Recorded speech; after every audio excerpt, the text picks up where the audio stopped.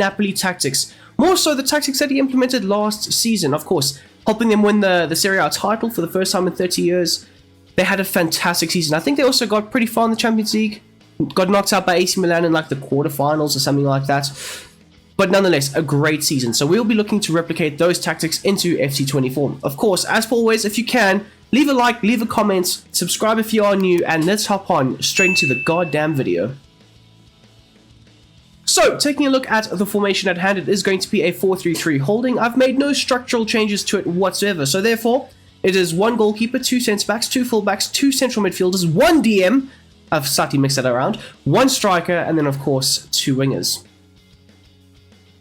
So, for the tactics at hand, I've gone for the tactical vision being set to kick and rush. Now, I will say this, Spalletti had 2 ways of playing football with this Napoli side.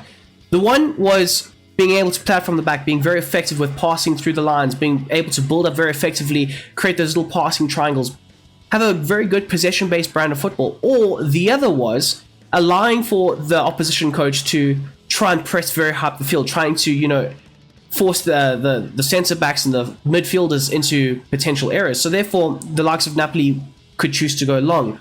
You have the likes of a Victor Osimhen, a Kvaratskhelia, who have got some great pace and physicality that can look to make those runs in behind and look to try and exploit the very aggressive press that the opposition have tried to implement, therefore leaving them very light at the back. So I think the kick and rush approach does allow you to do this very effectively. Of course, looking to try and bypass the midfield in certain moments, allowing for the attacking players to exploit their natural talents, their natural abilities, the likes of Kvaratskhelia. He's got pace. Osimhen, he's got pace and power, looking to try and expose the opposition centre-back. So even though you would be bypassing the midfield, I do think it's a very effective way of getting the best out of this Napoli side. And even in saying that, if you don't really want to go long for a particular, phase of play, you can choose to very effectively, just like Napoli would, build out from the back quite nicely. But you can't really have a possession-based brand of football and then look to go long. It doesn't really work out that well. So rather go for the long approach and then choose to go short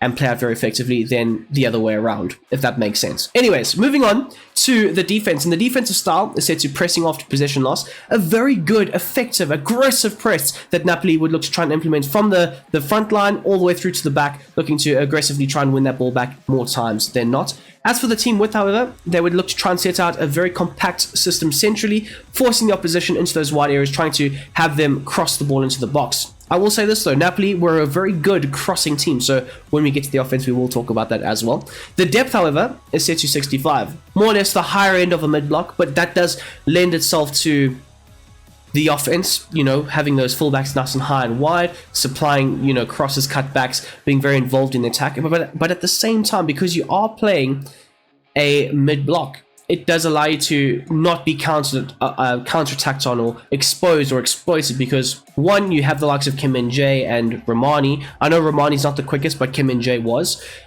And they aren't going to look to overly engage, so therefore they can look to try and, recover the ball when it is tried to, or when the opposition have tried to fire it in over the top. So it does lend itself, a few pros and cons to it.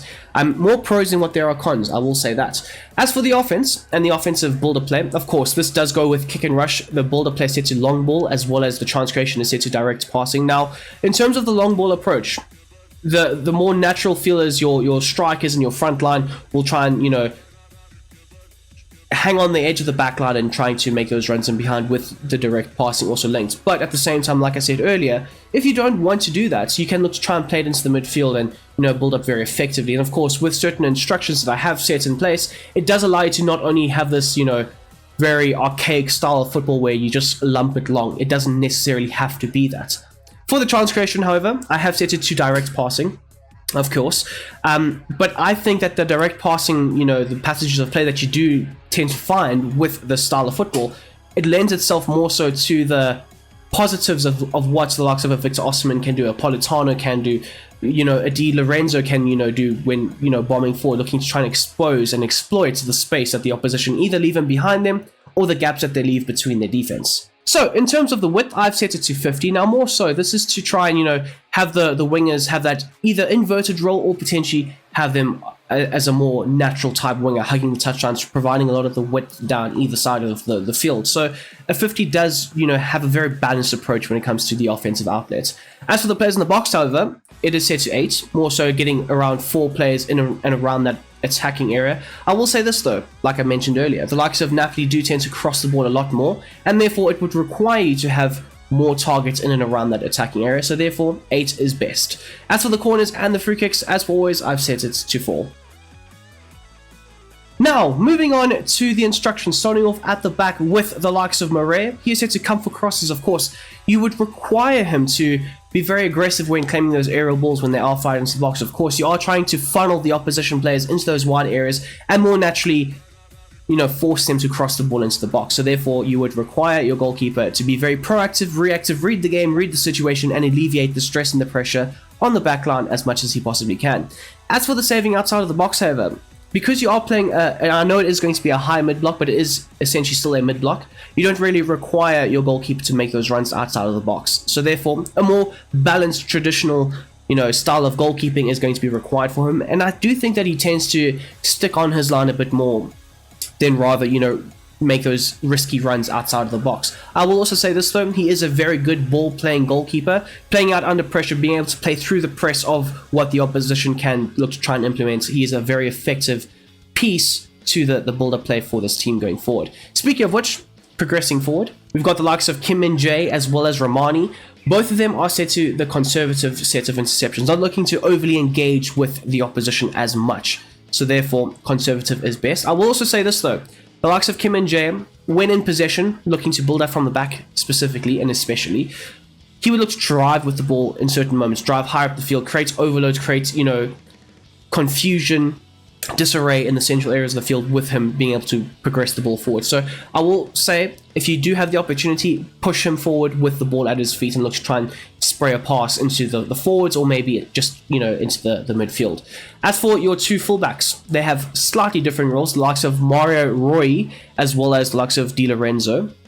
So for the left back, he is set to a balanced attack, so not always getting forward. And yes, he could potentially link up very effectively with Kvaratskhelia, but more so he would look to try and stay back and somewhat shift and help this formation shift into a back three system. Now we have seen with modern football just as a whole, this back three shape has come into a massive effective stance in what coaches try and shape their teams into. So likes of the left back would look to try and drop into that left-sided centre back role, more of an auxiliary centre back in certain moments. And for the run type, because sometimes he would look to stay back and shift a bit more central, I've set it to mix. So yes, when he does get forward, he can look to overlap and provide a lot of the width down the left flank, but when you look to stay back, you would want him to more or less invert. As for the defensive positioning, I've told both fullbacks to step up. Now, of course, you are looking to try and funnel the opposition players into those wider areas of the pitch. So therefore, you would require your fullbacks to be a bit more aggressive, get nice and close to the opposition winger or fullback, make sure it's very hard to whip in across. Of course, if you can try and stop that, they don't have much going for them on the offensive end of things. As for the right back, Di Lorenzo, he is obviously the more attacking of the two, looking to bomb down the right-hand side as much as possible. Joining the attack is going to be essential for his attacking runs as well as overlap. Now, we will get to the further forward players, but a lot of the good chances that are created from this Napoli side are created in those wider channels. So therefore, Di Lorenzo is going to be essential in firing a lot of crosses or creating opportunities from that wider right flank for the forwards inside the box. As for the defensive positioning, just like with the left-hand side, you would expect him to step up and be aggressive. So, moving on into your midfield, starting off at the base with Lobotka. He is the engine room, he is the driving force in what makes this midfield so good and so creative. Recycling play, making sure that the midfield is ticking over more times than not. But for his defensive behavior, I've gone with more of a zonal approach for him. He looks to try and sweep up in front of that back four, as well as trying to make sure that any mistakes that the number 8s have made just further in front of him, he's looking to try and cover for them, as well as the defensive positioning is set to cover the wing. Looking to sometimes drift wide, pick up the runners in those wider channels, and like I said earlier, just trying to sweep up in front of that back four. As for the offense, he is told to stay back while attacking, not looking to get forward too much. I will also say this, he is going to be told to be the deep-lying playmaker, looking to drop a bit deeper, drop into those little pockets of space, collect the ball off of either the goalkeeper or the back line, and then obviously look to try and progress it forward. Again, if you do tend to, or if you do want to play a more possession-based brand of football, this is going to be your key route into having a successful possession-based brand of football. Having him get on the ball as much as possible, spray those little 5-yard passes, sometimes allowing him to spray those longer balls in behind, looking to try and exploit the opposition with, you can tend to do so. So he is going to be the key factor in deciding what brand of football you actually tend to go with. As for the interceptions, I've set him to normal. No real aggressiveness required for him, especially if he is going to be drifting all over the field. As for your two number 8s, slightly different roles as well. The likes of Zielinski, more so the attacking midfielder of the three. And sometimes you will see the shape forming of a 4-2-3-1 with the likes of Zambo and Guisa dropping a bit deeper and Zielinski taking up that attacking midfield type role. So for the attacking support, you want him to be able to get forward, link up very nicely with the likes of Kvaratskhelia as well as Victor Osimhen. For the support on crosses, you want him to be able to get into the box. This lends itself quite nicely to the fact that the players in the box are set to 8, so he will be one of those attacking threats in and around the box. But I will also say this, if he is on the edge of the box, he can either look to try and facilitate or pop off shots. He's not afraid to test the goalkeeper from distance. As for the interceptions, I've set it to aggressive, looking to try and implement that very aggressive press that we were talking about earlier, as well as cover the wing and drift wide. So Kvaratskhelia, more specifically, has the free roaming role down the left-hand channel. So if he drops a bit deeper, the opposition fullback more times than not will choose to follow him, allowing for a lot of space to be opened up just in behind that fullback. You would expect the likes of Zielinski to drift into that wider area and try and exploit that space, as well as you would expect him to try and drift into the natural wider areas of the field to try and help support the build-up play from those wider channels of the pitch. As for the likes of Zambo and Guisa, a bit more of the box-to-box role for him, allowing him to sometimes drop a bit deeper, help support Lobotka with the build-up play, or potentially being slightly high up the field, linking up very effectively with the likes of Zielinski and the other attacking players in and around him, and allowing himself to be a bit more of an attacking threat. For the support on crosses, however, I have set it to stay on the edge of the box, but because you have set it for players in the box to be set to 8, every now and then you do find the likes of Zambo and Guisa breaking into that attacking third, which I personally quite like. It adds a nice element of unpredictability, a nice dynamic approach to the offense and how things might tend to play out. For the interceptions, I've set it to aggressive, and then as well as what I've set for with the likes of Zielinski, he's set to cover the wing for the defensive position, and then of course drift wide. The likes of Di Lorenzo, Politano, or could potentially be the likes of Lozano, you would expect the likes of Zambo and Guisa to drift into those wider areas and try and, either make those runs in behind or potentially look to try and support. I will also say this, the likes of Zielinski did do it more often than what Zambo and Guisa did, but nonetheless, you can't really have that 25% of the time do this and 25% of the time do that. It just doesn't help. So I think a more drift wide approach for both your number 8s does tend to get the best out of this side. So moving on to your forward line, the likes of Politano and Kvaratskhelia as your wingers, they have slightly different roles, and it makes the most sense because you are trying to get the best out of what Kvaratskhelia can provide for the team. So for the likes of Politano, he is set to come back on defense, looking to try and help out the more attacking fullback. Of course, he needs to have a bit more of a defensive awareness to his game plan.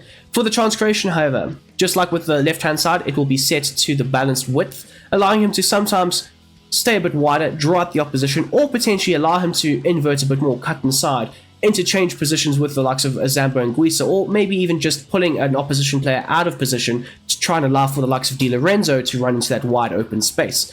The come short approach does allow him to, drift a bit more central in certain moments, linking up very effectively with the midfield, and like I said, you are trying to pull players out of position for the attacking fullback. For the interceptions, I've set it to aggressive, and then finally, for your forwards, your front three essentially, you want them always in and around that attacking third, looking to try and land on the end of a cross or try and create something inside the attacking third. Onto the likes of Kvaratskhelia, he is set to a basic defensive support. So, essentially, he does tend to drift up and down the channels, looking to try and, either help out on defense in certain moments or maybe even just pull a player out of position. And when he does this, it allows for a bit more space and pace down the left-hand side for the likes of a Zielinski to try and drift into. But at the same time, if he does choose to stand slightly high up the field, be a bit more of an outlet ball for a potential counter-attack, or maybe a ball in over the top, he tends to try and pin the opposition fullback, allowing them to not necessarily be involved in what the opposition's offense will try and, dictate and create. As for the transgression, however, like I mentioned earlier, it is going to be set to balance, allowing him to sometimes stay a bit wider, be a bit more involved in the wider channels of the field, allowing him to try and take on his man, or potentially cut inside and pop off shots. He was very good, and is still very good, at being able to either drive left or drive right, obviously shifting the ball onto his right-hand side and popping off shots from distance, or maybe even looking to try and supply a back post cross, or maybe potentially shifting the ball onto his left-hand side and then chipping it up into the box for a more effective, lesser or smaller cross, you could say, I don't know, but very good at shifting the ball onto his left and then trying to create for the players in and around that attacking third. As for the support on crosses, getting behind is going to be essential, looking to try and make those runs more times than not. Trying to have him in that wider area, getting in behind is going to be very, very good and effective. It does allow him to try and isolate the opposition fullback, allowing him to try and take him on, and more times than not with his 5-star skill moves, you can tend to beat the opposition player. As for the interceptions, I've set it to aggressive, and then just like with the right-hand side, the left-hand side is also going to be told to get into the box for the cross. As for the likes of Victor Osimhen, he is set to having a balanced width. Now, you can have him on just drift wide, but I don't really prefer that, to be fair, to be honest with you guys. I like the more balanced approach because, yes, he does tend to drift along the back line, looking to try and exploit the spaces in the pockets and whatnot. But more so, you want him to be a focal point in the attack. When a cross is whipped into the box, you want your lethal number 9 in Victor Osimhen to be able to land on the end of those crosses. So I think a balanced approach does suit him, in my opinion. As for the attacking runs, get him behind is going to get the best out of what Osimhen has to offer. His physical abilities, his pace, his power, looking to try and beat the opposition defenders with that, of course. And then finally, aggressive interceptions is set to be on, obviously looking to try and press the opposition backline and their goalkeeper forcing errors and mistakes. As well as the defensive support is set to basic, sometimes dropping off, linking up a bit more with the midfield, or potentially hanging up the field and being an offensive outlet for a potential counter. So there you have it, guys. That is how I would replicate the 4-3-3 Napoli tactics from last season. If you have enjoyed this video, as always, it would mean the absolute world to me if you could leave a like, a comment, maybe, perhaps. And if you are new to the channel, please do subscribe. It would be absolutely fantastic. Out of 10, I would give this a solid 9.5. This is up there with some of the best tactics I've made. It's such an effective set of tactics. It gets the best out of what Kvaratskhelia as well as Osimhen have to offer for the side. And it just feels so silky smooth and fluid when you are using them. So I don't think you can get much better than this. Anyways, until the next time, my dudes, I hope you have a damn great day. I'm out.